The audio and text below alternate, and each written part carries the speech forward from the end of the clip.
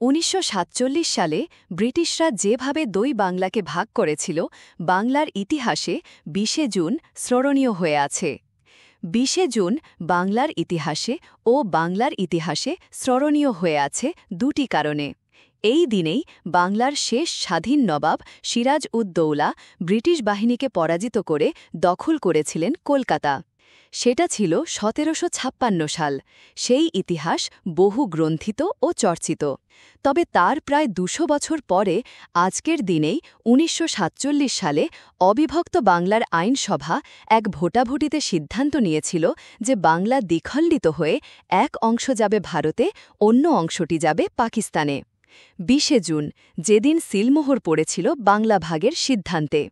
সেদিনের ভোটাভুটিতে পাকিস্তানের দিকে চলে গিয়েছিল বাংলার যে অংশটি এক সময়ের সেই পূর্ববঙ্গ, দেশভাগের পরে যা ছিল পূর্ব পাকিস্তান, সেটাই আজকের বাংলাদেশ। অবিভক্ত বাংলার প্রাদেশিক আইনসভায় ২০ জুন ১৯৪৭ সালের সেই ঐতিহাসিক ভোটাভুটির তথ্য বলছে, সেদিন তৎকালীন পূর্ববঙ্গ, এখনকার বাংলাদেশের সংখ্যাগরিষ্ঠ মুসলমান আইনসভার সদস্য বাংলা ভাগ করার বিপক্ষে ভোট দিয়েছিলেন। তারা চাননি যে বাংলা ভাগ হোক। অন্যদিকে আইনসভার হিন্দু সদস্যরা বেশিরভাগই ভোট দিয়েছিলেন বাংলা ভাগ করার পক্ষে। বাংলা ভাগ আটকানোর প্রচেষ্টা। ভারতের স্বাধীনতার বেশ কয়েক মাস আগে বাংলার তৎকালীন প্রধানমন্ত্রী হোসেন শহীদ সোহরাওয়ার্দী, আবুল হাশিমদের মতো বেশ কয়েকজন মুসলিম নেতা এবং সুভাষচন্দ্র বসুর দাদা শরৎচন্দ্র বসু ও কিরণ শঙ্কর রায়ের মতো কংগ্রেসের কয়েকজন নেতা বাংলাকে ভাগ না করে একটি যুক্ত বঙ্গ প্রদেশের পরিকল্পনা করেছিলেন। সেই পরিকল্পনাকে ইউনাইটেড বেঙ্গল প্ল্যান বলা হয়। ওই পরিকল্পনা একটা সময়ে মোহনদাস করমচাঁদ গান্ধী এবং মোহাম্মদ আলী জিন্নাহনও সমর্থন পেয়েছিল। কলকাতা লাগায়া সোদপুরের খাদি আশ্রমে বেশ কয়েক দফায় মীর গান্ধী এসে যুক্তবঙ্গ পরিকল্পনা নিয়ে আলোচনা করেছিলেন। পরিকল্পনাটির ঘোর বিরোধিতা করেছিলেন হিন্দু মহাসভা নেতা শ্যামাপ্রসাদ মুখার্জি এবং কংগ্রেস হাইকমান্ডের জওহরলাল নেহরু ও বল্লভভাই প্যাটেল।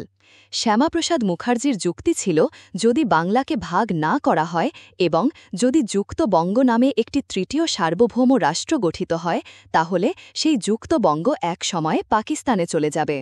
লর্ড মাউন্টব্যাটেনের ঘোষণা।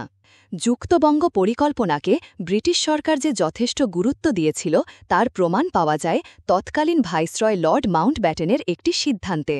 ভারত ছেড়ে চলে যাওয়ার পরিকল্পনা যখন প্রায় চূড়ান্ত, সেই সময়েই ১৯৪৭ সালে তিনি লন্ডনে গিয়ে ভারত ভাগের ঘোষণা রেডিওতে সম্প্রচারের জন্য রেকর্ড করে আসেন। ঐতিহাসিক ও হার্ভার্ড বিশ্ববিদ্যালয়ে ইতিহাসের গার্ডিনার অধ্যাপক সুগত বসু বিবিসিকে বলেছিলেন, মাউন্টব্যাটেন পরিকল্পনার মাধ্যমে ৩রা জুনই ঘোষণা হয়ে গিয়েছিল যে পাঞ্জাব আর বাংলা ভাগ করা হবে। অধ্যাপক সুগত বসুর কথায় লর্ড মাউন্টব্যাটেন ৩রা জুন ১৯৪৭ যে পরিকল্পনা ঘোষণা করেন রেডিওতে, তার দুটো ভার্সন লন্ডনে গিয়ে রেকর্ড করে এসেছিলেন। ব্রডকাস্ট এতে ছিল পাঞ্জাব ও বাংলাকে ভাগ করে ভারতের স্বাধীনতা দেওয়ার ঘোষণা, আর ব্রডকাস্ট বিতে ছিল যে বাংলার হিন্দু এবং মুসলমান নেতারা একটা রফা করেছেন এবং তারা অবিভক্ত থাকার সিদ্ধান্ত নিয়েছেন, বলছিলেন অধ্যাপক সুগত বসু। সেক্ষেত্রে ভারত ভাগ হয়ে ৩টি সার্বভৌম রাষ্ট্র গড়ার পরিকল্পনা ছিল যুক্তবঙ্গ পরিকল্পনায়। একটি ভারত, অন্যটি পাকিস্তান এবং তৃতীয়টি যুক্ত বঙ্গপ্রদেশ।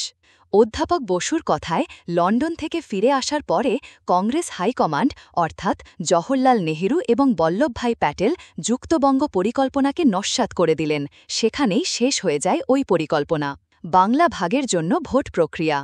বাংলাদেশের লেখক মোহাম্মদ আসাদ তার বাংলা যেভাবে ভাগ হল বইতে লিখছেন, অবিভক্ত বাংলার গভর্নর ১৯৪৭ সালের ১১ জুন এক ঘোষণা দিয়ে বাংলা বিভাগ প্রশ্নে সিদ্ধান্ত গ্রহণের জন্য ২০ জুন প্রাদেশিক আইনসভার সদস্যদের বৈঠক আহ্বান করেন।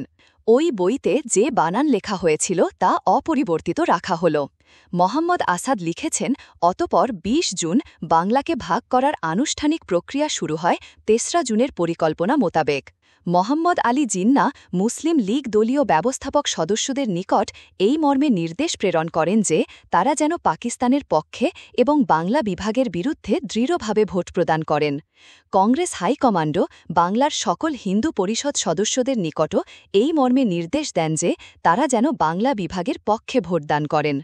ব্রিটিশ সরকারের ৩রা জুনের ঘোষণার ভিত্তিতে ২০ জুন বঙ্গীয় আইন পরিষদের বিধায়কদের এক যুক্ত অধিবেশন বিকেল ৩টায় স্পিকার নুরুল আমিনের সভাপতিত্বে অনুষ্ঠিত হয়।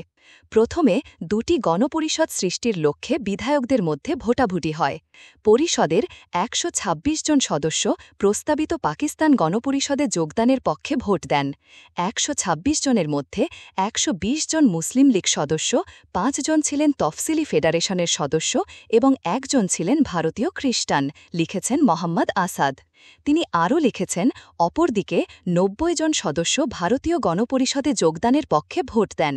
ওই ৯০ জনের মধ্যে ৮২ জন ছিলেন কংগ্রেস সদস্য, ৪ জন অ্যাংলো ইন্ডিয়ান, ১ জন ভারতীয় খ্রিস্টান, শ্যামাপ্রসাদ মুখার্জি, বর্ধমানের মহারাজা উদয়চাঁদ মাহাতাব। এর পরের অংশে ভোটাভুটি হয় বাংলা ভাগ হবে কি না সেই প্রশ্নে।